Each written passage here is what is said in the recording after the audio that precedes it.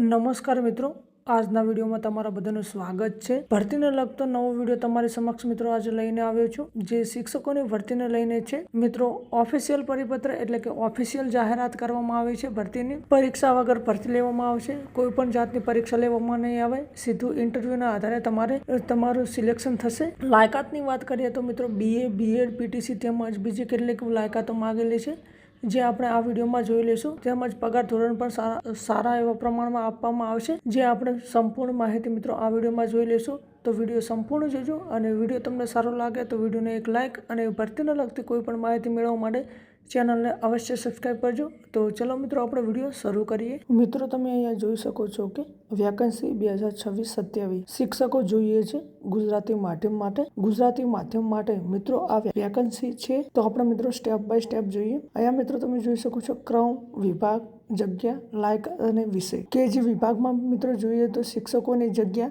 તમામ વિષયોમાં છે, જેની લાયકાત BA, BCom, MCom અને MA કરેલું હોવું જોઈએ। ત્યારબાદ મિત્રો પ્રાથમિક વિભાગમાં તમામ વિષયો માટેની જગ્યા છે શિક્ષકોની, એમાં લાયકાત BA, PTC, BEd અને BCom કરેલું હોવું જોઈએ। ઉચ્ચ પ્રાથમિક વિભાગમાં મિત્રો તમામ વિષયોમાં જગ્યાઓ છે શિક્ષક માટેની, જેમાં લાયકાત BA, PTC અને BEd કરેલું હોવું જોઈએ। ત્યારબાદ ઉચ્ચ પ્રાથમિક વિભાગમાં ચિત્ર વિષય માટે શિક્ષકની જરૂર છે, જેમાં લાયકાત ATD કરેલું હોવું જોઈએ। માધ્યમિક વિભાગમાં મિત્રો તમામ વિષયમાં જગ્યાઓ છે, જેમાં લાયકાત BA, MA અને BEd કરેલું હોવું જોઈએ।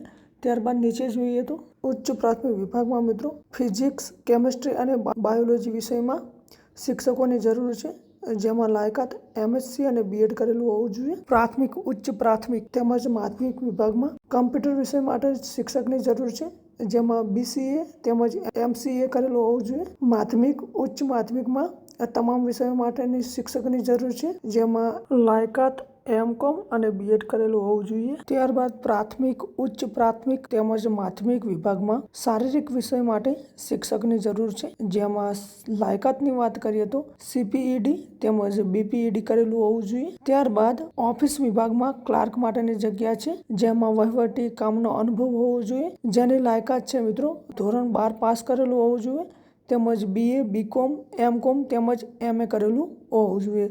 ત્યારબાદ મિત્રો હોસ્ટેલ વિભાગમાં રેક્ટર માટેની જગ્યા ખાલી છે, જે અનુભવી લોકોને લેવામાં આવશે।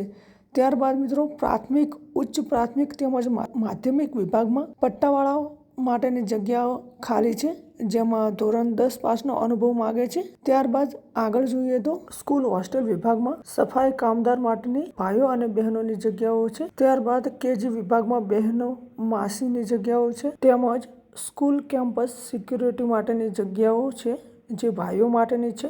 ત્યારબાદ ક્રાફ્ટ ટીચરની જગ્યાઓ છે, જે ફિમેલ એટલે કે મહિલાઓ માટેની છે। અહીંયા નીચે મિત્રો લખેલું છે કે કયા વિભાગ માટે અરજી કરો છો તે કવર ઉપર મોટા અક્ષર લખવું। તમે મિત્રો કયા વિભાગમાં અરજી કરો છો તે કવર ઉપર મોટા અક્ષરમાં લખવાનું રહેશે। ઉપર જણાવેલી શૈક્ષણિક લાયકાત ધરાવતા ઉમેદવારોએ પ્રમાણપત્રોની નકલ દિન 5માં ઉપરના સરનામે અરજી કરવાની રહેશે। અરજી ઉપર પાસપોર્ટ સાઇઝનો ફોટો ચોંટાડવાનો રહેશે।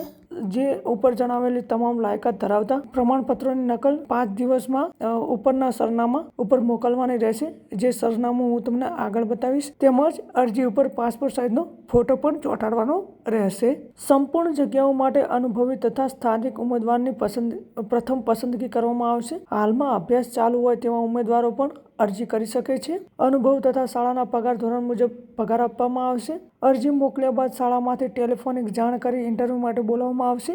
મિત્રો, અરજી કર્યા બાદ ટેલિફોનિક જાણ કરવામાં આવશે। તમારી અરજી ઈમેલ પણ કરી શકો છો। તમે મિત્રો અરજી ઈમેલ પણ કરી શકો છો। અહીંયા ઈમેલ એડ્રેસ આપેલું છે ratandeepinternationalschool@gmail.com પર તમે તમારી અરજી મોકલી શકો છો, તેમજ આ ઉપરના સરનામે તમે અરજી પણ કરી શકો છો।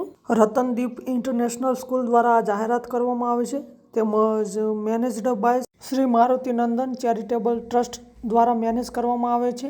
તેમજ મિત્રો અહીંયા એડ્રેસ આપેલું છે રાજમહેલ રોડ, દેવગઢ બારિયા, ડિસ્ટ્રિક્ટ દાહોદ।